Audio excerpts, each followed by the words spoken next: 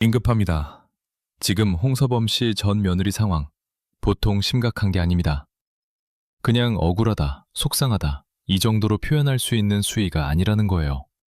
왜냐하면 이번에 공개된 카카오톡 내용들을 쭉 따라가다 보면 이 사람이 얼마나 벼랑 끝까지 몰렸는지, 그리고 그 와중에 누구는 끝까지 침묵했고, 누구는 아무 일 없다는 듯 웃고 떠들었는지가 너무 적나라하게 드러나기 때문입니다. 그래서 지금 여론이 단순히 가족 문제네, 사생활 문제네, 여기서 끝나지 않는 겁니다. 아니, 사람이 정말 죽어가던 심정이었다고 말할 정도면 도대체 그 안에서 무슨 일들을 겪었던 거냐? 이 질문으로 넘어가 버린 거죠. 자, 여러분, 여기서부터가 중요합니다. 홍서범 씨 전 며느리가 지금 갑자기 감정적으로 폭주해서 이런 폭로를 하고 있는 거냐? 저는 그렇게 안 봅니다. 오히려 반대라고 봐요. 이 사람은 이미 오래전부터 신호를 보내고 있었던 사람입니다. 이미 여러 번 참았고, 여러 번 기다렸고, 여러 번 돌려서 이야기했던 사람이에요. 그런데 그게 계속 무시당하고, 외면당하고, 묵살당하다 보니까 결국 카카오톡 3차 폭로까지 오게 된 거 아닙니까? 그러니까 이건 갑자기 터진 게 아니라 쌓이고 쌓인 게 이제야 터진 거라는 거죠. 생각해보세요. 아이를 낳았습니다. 그것도 그냥 지나가는 일이 아니잖아요. 한 여자가 아이를 낳는다는 건 몸도 무너지고 마음도 무너지는 시기예요. 가장 예민하고 가장 취약하고 가장 누군가의 말 한마디가 절실한 순간일 수 있습니다. 그런데 그 시기에 이 전 며느리는 손녀 사진까지 직접 보냈다고 하잖아요. 여기서 포인트가 뭡니까? 그냥 아이 태어났습니다. 알림이 아니에요.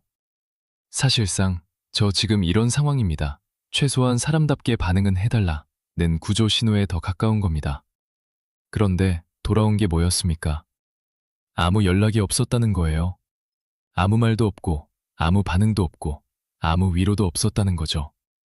여러분, 이 대목이 왜 사람들 가슴을 긁는지 아세요?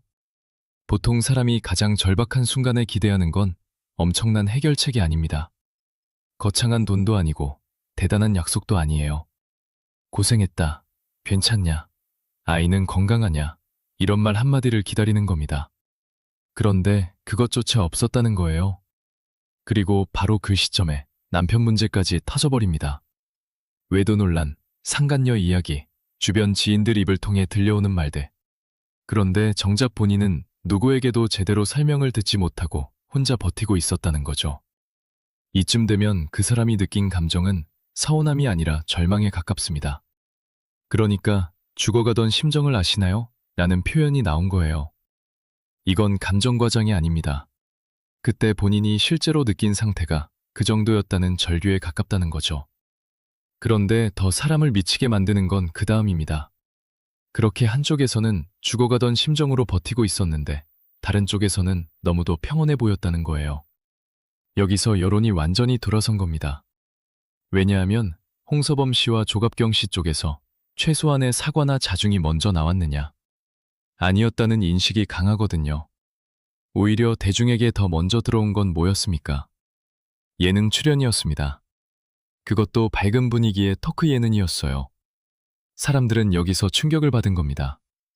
아니, 한쪽에서는 출산 직후 혼자 무너지고 있었고, 남편 문제로 이미 상처가 깊어질 대로 깊어졌고, 손녀 사진까지 보내며 인간적인 반응을 기다렸다고 하는데, 다른 쪽은 방송에 나와 아무렇지 않게 웃고 떠든다?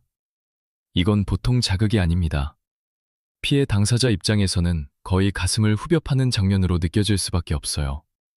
그래서 이번에 전 며느리가 조갑경 씨를 향해 던진 비판도 그냥 감정 싸움으로 볼 수 없는 겁니다.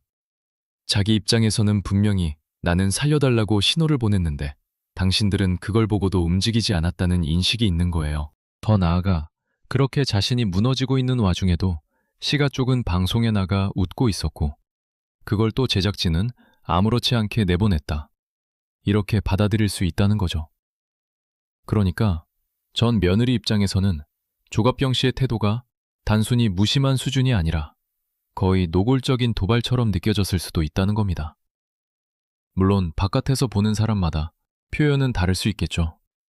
그런데 중요한 건 그 사람이 실제로 어떤 감정으로 받아들였느냐예요. 나는 죽어가던 심정이었는데 저 사람들은 나를 완전히 없는 사람 취급했다. 이렇게 느껴졌다면 그 분노가 어디까지 커질지는 너무 뻔한 거 아닙니까? 자, 여기서 라디오스타 이야기를 안 할 수가 없습니다. 저는 솔직히 이번 사태에서 프로그램도 빠져나가기 어려워 보입니다. 왜냐하면 결국 이 모든 감정을 가장 자극적인 방식으로 증폭시킨 게 방송 장면이기 때문이에요. 그냥 조용히 넘어갔으면 모를까. 하필이면 가장 밝아야 할 예능 스튜디오에서 가장 가볍게 소비되기 쉬운 방식으로 논란 한가운데 있는 인물을 앉혀놓고 웃고 떠드는 장면이 나가버렸단 말이죠. 이걸 보는 시청자들, 특히 전 며느리 입장에서는 어떻게 느껴지겠습니까? 내가 그렇게 무너지고 있을 때 저 사람들은 카메라 앞에서 저렇게 웃고 있었구나. 바로 그 생각을 하게 되는 순간 그 방송은 그냥 예능이 아니라 상처를 다시 찌르는 장면이 되어버리는 겁니다. 그래서 사람들이 지금 라디오 스타를 향해서도 분노하는 거예요. 단순히 누굴 섭외했느냐의 문제가 아니라 타이밍이 너무 잔인했다는 거죠. 아무리 녹화 시점이 어땠고 내부 사정이 어땠고 형식상 어려움이 있었다고 해도 결과적으로 시청자들이 본 건 논란 속 인물이 아무 일 없다는 듯 웃고 있는 장면입니다. 이건 설명으로 지워줄 수가 없어요. 더구나 뒤늦게 제작진이 내놓은 해명도 사람들 속을 더 긁었습니다. 분량을 줄였다는 식으로 이야기하지만 정작 중요한 건 왜 그 장면이 살아남았느냐는 거거든요. 왜 하필 그 웃는 얼굴, 그 가벼운 톤, 그 아무렇지 않은 분위기가 그대로 방송되느냐는 겁니다. 그러니까 해명을 할수록 이상해지는 거예요. 사람들은 그래서 결국 내보내긴 내보낸 거네? 그렇게까지 해서라도 살릴 이유가 있었나? 라는 쪽으로 생각이 흘러갈 수밖에 없습니다. 그래서 지금 분위기가 라디오스타가 완전히 타버렸다는 말까지 나오는 거죠. 프로그램 신뢰가 한번 무너지기 시작하면 그건 생각보다 빨리 번집니다. 그리고 조갑경 씨의 태도 문제는 여기서 한 번 더 불이 붙습니다. 대중이 불편해하는 건 단순히 출연 사실 하나가 아니에요. 그 출연 속에서 보인 표정, 말투, 분위기, 너무도 평온해 보이는 태도, 바로 그런 것들입니다. 사람들은 논란이 있는 인물이 예능에 나왔을 때 최소한의 긴장감 정도는 느끼게 되길 바라거든요. 그런데 이번에는 그게 너무 없었다고 보는 겁니다. 그러다 보니 아무렇지 않은 척한 건가? 상황이 이렇게까지 커졌는데도 심각성을 모르는 건가? 아니면 애초에 전 며느리의 고통 자체를 대수롭지 않게 여긴 건가? 이런 해석까지 붙기 시작하는 거죠. 여기까지 오면 정말 위험합니다. 왜냐하면 그때부터는 말 한마디 한마디가 아니라 사람 자체의 태도와 인성 문제로 읽히기 시작하거든요. 제가 보기에는 그래서 이번 3차 폭로가 더 무서운 겁니다. 단순히 새로운 사실 하나가 추가됐다기보다 그동안 흐릿했던 감정선이 너무 선명해졌어요. 한쪽은 손녀 사진까지 보내며 반응을 기다렸고, 한쪽은 침묵했고, 그 뒤로는 밝은 예능이 이어졌고, 결국 버티다 못한 사람이 죽어가던 심정을 아느냐고 물어버린 겁니다. 이건 사람들 마음을 움직일 수밖에 없는 구도예요. 그래서 지금 시청자들이 단순히 구경하는 게 아니라 같이 열받고 같이 치를 떨고 있는 겁니다. 아니, 저 상황에서 어떻게 저렇게 웃을 수가 있지? 어떻게 저렇게까지 사람을 몰아세워놓고 아무 일 없는 듯 할 수 있지? 이런 반응이 나오는 이유가 다 있는 거죠. 그리고 여기서 끝이 아닙니다. 지금 대중이 더 예민하게 보는 건 아이 문제입니다. 양육비, 손녀, 생존권, 복리. 이런 단어들이 하나라도 들어가면 이야기는 완전히 달라집니다.